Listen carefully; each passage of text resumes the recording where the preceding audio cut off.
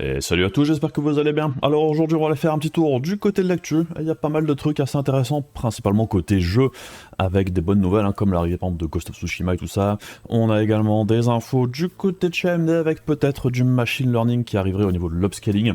Et puis bon, on va aller voir tout ça juste après la petite sponsor, allons-y, c'est parti. Vous avez acheté ou monté un nouveau PC, vous avez besoin d'une clé Windows ou de la dernière version d'Office, alors n'hésitez pas à profiter des offres de chez Godil24. Avec par exemple 50% de réduction sur les clés Windows avec le code de la chaîne VCG50. Et si vous cherchez la dernière version d'Office ou un bundle Windows plus Office, vous pouvez avoir 62% de réduction grâce au code VCG62. Et sur le site, vous trouverez en bas de la page de l'offre les instructions pour passer commande avec toutes les étapes et comment utiliser leur moyen de paiement par PayPal. Et une fois le paiement validé, en quelques minutes, vous recevrez là où les clés que vous avez commandées par email ainsi que les instructions pour les utiliser, donc pensez bien à vérifier dans votre répertoire spam au cas où le mail s'y trouverait. Et si vous rencontrez un problème quelconque, n'hésitez pas à contacter l'assistance 24h sur 24, 7 jours sur 7 qui vous accompagnera en cas de problème. Tous les liens seront dans la description de la vidéo et comme d'habitude, merci à vous si vous achetez une clé car ça permet d'aider la chaîne tout en ayant pour vous quelque chose en retour. Et également merci bien sûr à Godil24 pour sponsoriser cette vidéo. Alors on commence vite fait avec le 14900 KS puisqu'on en a déjà parlé les 2-3 dernières fois, il n'y a pas grand chose d'autre à dire, si ce n'est que maintenant il aurait une date de sortie, ce serait le 14 mars, donc ça arrive dans plus très longtemps, une semaine, eh bien on devrait voir les tests et on aura l'occasion d'apercevoir du coup que effectivement ça change pas grand chose par rapport au 14900K et on aura peut-être des records de conso, donc ça va quand même être intéressant de voir ça malgré tout. On verra bien dans une semaine. Alors un petit peu plus intéressant maintenant, ça se passe du côté de la VRAM avec la GDDR7 qui arrive à grands pas, puisque maintenant on a le standard du GDEC qui a été publié, ce qui veut dire que la GDDR7 devrait arriver dans plus trop longtemps et très probablement avec la future génération de cartes graphiques. On le suppose fortement, même si c'est pas encore sûr à 100%, il y a de grandes chances que ce soit le cas.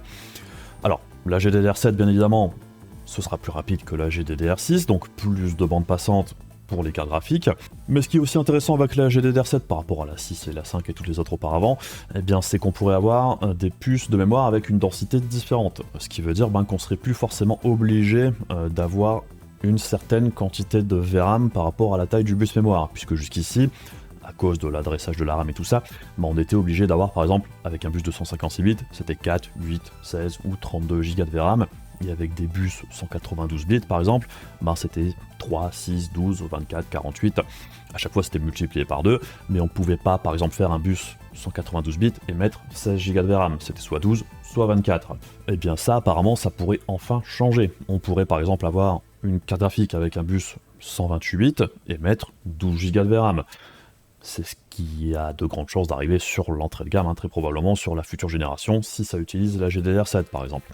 Et on aurait certains combos bus mémoire, quantité de VRAM, peut-être un petit peu plus intéressants qu'auparavant, enfin tout du moins, les fabricants auraient un petit peu plus de choix, un petit peu plus de mou à ce côté-là, et on ne devrait pas retrouver de gros problèmes comme sur la génération actuelle, avec des cartes d'entrée de gamme limitées, je dirais, dès leur mise sur le marché, à cause de la taille du bus mémoire et de la quantité de VRAM maximum, pour essayer de limiter les coûts, production, machin et compagnie, enfin bref.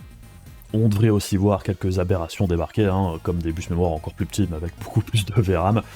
Bon, je m'attends à la fois au pire et au meilleur. Donc bref, ce coup-ci ça a l'air d'être la bonne pour de la VRAM un petit peu plus dense, puisqu'apparemment Micron serait déjà en train de bosser là-dessus. Donc ça devrait arriver avec les prochaines cartes graphiques. Toujours côté carte graphique, c'est la fin. C'est la fin pour les GTX 16 et pour les GTX tout court, puisque ça y est, c'est la fin des GTX 1600. Puisque oui, elles étaient encore fabriquées jusqu'ici, tout du moins il en restait du stock. Alors pour rappel, le GTX 1600 c'était sorti plus ou moins en même temps que les RTX 2000, c'était la même génération avec quelques différences, mais c'était un petit peu un entre-deux entre les GTX 1000 et les RTX 2000, il n'y avait pas toutes les fonctionnalités RTX sur les GTX 1600, donc pas de ray tracing, pas de DLSS et tout ça, en gros c'était des RTX sans les Tensor Core et sans les RT Core. Bon, c'est la fin d'une époque. Après, j'ai envie de dire, c'est même surprenant que les GTX 1600 étaient encore sur le marché encore à l'heure actuelle, puisque c'est vrai qu'on peut encore trouver des 1650 dans le commerce. Ça se vend encore, même si c'est beaucoup trop cher pour ce que c'est. Mais bref, là c'est la fin des stocks, après ce sera plus fabriqué, ça devrait disparaître du marché dans plus trop longtemps. Alors on enchaîne du côté de chez AMD avec une déclaration du CTO d'AMD qui indiquait bien qu'on devrait pouvoir voir débarquer de l'upscaling avec intelligence artificielle, avec machine learning sur du matos AMD à un moment ou à un autre. Alors le raccourci qui a été fait très rapidement, ce serait l'arrivée du FSR avec composante intelligence artificielle, machine learning, à l'instar de ce que fait Nvidia avec le DLSS ou Intel avec le XeSS. Sauf que c'est pas sûr du tout, puisque si on regarde un petit peu ce qui est dit dans le détail, il parle de gaming devices, donc c'est pas forcément les cartes graphiques.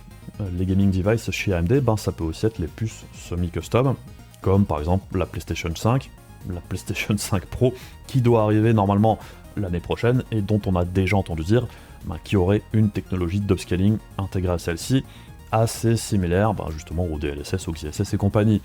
Donc peut-être qu'il fait référence à ça et pas au Radeon. Après ça ne veut pas dire que ça ne pourrait pas arriver avec le FSR non plus. Donc bref, on verra bien ce qui leur sort, puisqu'en réalité c'est vrai que du point de vue des cartes graphiques AMD, le plus gros point faible je dirais par rapport à la concurrence à l'heure actuelle, c'est la qualité d'image de leur upscaler, puisque c'est vrai que le FSR par rapport au XeSS et au DLSS, il est à la bourre point de vue qualité d'image, et c'est vrai que AMD a beaucoup bossé pour apporter le FSR 3 FrameGen cette année, enfin l'année dernière plutôt. C'est vrai que pendant ce temps-là, le FSR classique, l'upscaling n'a pas beaucoup évolué. Donc c'est vrai qu'on espère que celui-ci s'améliore, puisque pour moi c'est même limite plus important que le Frame Generation. Donc bref, on verra bien ce qui leur sort. La bonne nouvelle dans l'histoire, c'est quand même des boss sur ce type d'approche aussi. Et on espère que le FSR s'améliore. Après c'est vrai que du côté de RDNA 4, pour l'instant on n'a pas spécialement entendu dire qu'RDNA 4 incorporerait des unités type Matrix Core, Tensor Core et compagnie. Donc bon, on verra bien comment ça se passe, puisque comme on l'a vu aussi avec le XeSS, il n'y a pas forcément besoin d'unités type Tensor Core pour avoir une approche par machine learning, puisque le XeSS fonctionne avec les unités DP4A qui ne sont pas des Tensor Core, ce qui fait que le XeSS fonctionne aussi sur les autres cartes graphiques que les cartes d'Intel. Donc peut-être qu'AMD va se diriger vers ce genre de truc aussi. Bon, on verra bien. On peut supposer tout et n'importe quoi à l'heure actuelle. Alors ce week-end, il y a une vidéo très intéressante de chez Digital Foundry qui est sortie, puisqu'ils ont eu accès en avance à un patch pour Alan Wake 2. Alors Alan Wake 2, vous vous en souviendrez peut-être, j'avais fait une vidéo sur celui-ci au moment de sa sortie, et un des gros problèmes avec Alan Wake 2, c'est qu'il ne fonctionnait pas bien du tout avec les GTX 1000. Et le gros problème avec les GTX 1000, c'est que celle-ci ne supporte pas en hardware les mesh shaders.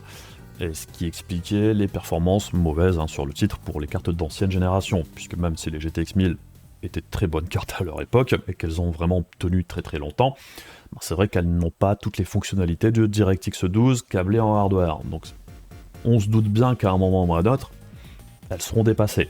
On le voit aussi dans plusieurs jeux récents, elles perdent du terrain petit à petit par rapport à des cartes plus récentes qui étaient moins puissantes à leur sortie. Par exemple, la RTX 3060, il y a des jeux DirectX 11 par exemple, la 1080 Ti est largement devant, et dans des jeux plus récents, DirectX 12, la 3060 prend de l'avance sur la 1080 Ti. Donc petit à petit dans les jeux modernes, ça prend un petit coup de vieux, ce qui est plutôt logique. Mais bref, c'est vrai qu'au moment de la sortie, Alan Wake 2 sur les GTX 1000, ça tournait vraiment pas bien, que ce soit sur une 1060 ou une 1080 Ti. Et bien apparemment maintenant ça va changer, le jeu devient enfin jouable sur les GTX 1000, bon sur la 1060 ça reste très très compliqué puisqu'apparemment on n'atteint toujours pas vraiment les 30 FPS en jeu, par contre sur des cartes plus performantes, comme la 1080 Ti, maintenant ça devient tout à fait jouable. Bon, on n'atteint pas les 100 FPS, faut pas rêver non plus, mais c'est vrai qu'on a quand même un x2 au niveau des performances, tout du moins ce qu'en dit Digital Foundry.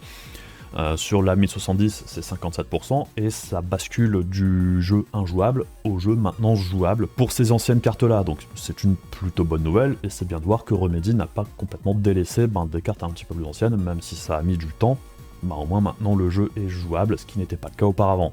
Ce qui fait qu'au niveau des specs officiels, il y a eu des petits changements pour Alan Wake 2, alors ce sera peut-être un petit peu petit pour vous ici, mais en gros, pour du 1080p des tailles bas, pour du 30 fps, maintenant c'est la GTX 1070 qui est recommandée, avec la RX 5600 XT, puisque c'est vrai que les RX 5000 fonctionnaient pas si mal que ça au moment de la sortie, c'était pas optimal, mais c'était moins la catastrophe que pour les GTX 1000, puisque c'est une architecture un petit peu plus récente aussi. Donc bref. C'est une vraiment très bonne nouvelle, je trouve. Bravo à Remedy pour, je dirais, avoir amélioré et optimisé le jeu, même pour des cartes aussi anciennes Au moins elles sont plus complètement larguées. Autre jeu pour lequel on a eu les specs officiels, puisqu'il sort ce 21 mars, c'est Horizon Forbidden West sur PC, l'édition complète. Alors, plusieurs choses à noter, ce qui est intéressant ici, c'est que déjà le jeu n'a pas l'air si gourmand que ça. Et c'est plutôt logique, puisque c'est aussi un jeu cross-gen, puisqu'il était sorti à la fois sur PS4 et PS5. Donc, par certains côtés, c'est un jeu où l'optimisation a déjà été faite pour tourner sur du matos quand même beaucoup plus faible que les consoles de dernière génération. Alors, premier point à observer, déjà c'est qu'apparemment, les specs annoncés, par exemple, ils disent 1080p 60 fps, ça n'a pas l'air d'être avec upscaling, ce qui est une plutôt bonne nouvelle, puisque la plupart du temps, sur les specs officiels dernièrement, c'est avec upscaling déjà intégré, donc là, ce serait du natif. Et ce qu'on peut voir ici, c'est que pour jouer par exemple en minimum, en détail très bas, 720p 30 fps, il faudra avoir un processeur i3 8100 ou un Ryzen 3 1300X, 16 Go de DDR, avec une GTX 1650 ou une 5500 XT, modèle 4 Go. Donc le jeu peut se contenter d'une carte graphique avec 4 Go de RAM, ce qui est une plutôt bonne nouvelle pour ceux qui ont encore des cartes graphiques assez anciennes. Tout ce qui est GTX 1060 et tout ça, du coup, ça doit tourner aussi, même mieux que du 720p 30 fps. On aura l'occasion de le voir quand on testera le jeu, bien évidemment. Par contre, au niveau du stockage, ça a l'air d'être SSD fortement recommandé, comme la plupart des jeux qui sortent dernièrement aussi. Donc c'est vrai que pour une config 720p native 30 fps, c'est des configs plutôt cohérentes avec les jeux qu'on a vu sortir dernièrement. Il n'y a rien de choquant ici, je trouve. Pour la config recommandée, du 1080p 60 fps, un i5 8600 ou un Ryzen 5 3600, rien de surprenant ici, 16 Go de RAM, une RTX 3060 ou une RX 5700, là aussi ça paraît relativement cohérent. Pour les détails élevés, on voit que pour du 1440p 60 ou du 4K 30 fps natif, apparemment, on nous demanderait une RTX 3070 ou une RX 6800, ce qui n'est pas incroyable, je trouve, même pour du 4K 30. Et pour du détail très élevé, 4K 60 fps, bien là on nous demanderait une 4080 ou une 7900 XT.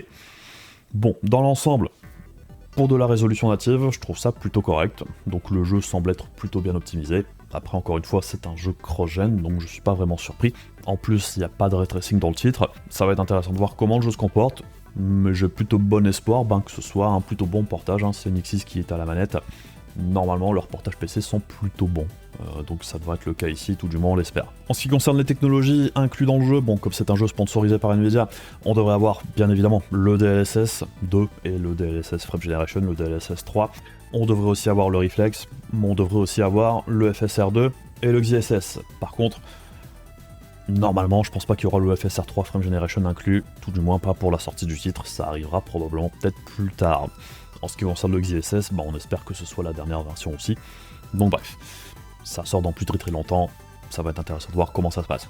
Autre titre qui faisait partie de la Jensen's Prophecy, alors pour rappel, on appelait ça comme ça, puisqu'il y avait une fuite de liste de jeux qui devait arriver sur le GeForce Now à un moment ou à un autre, dont faisait partie pas mal de jeux du catalogue PlayStation.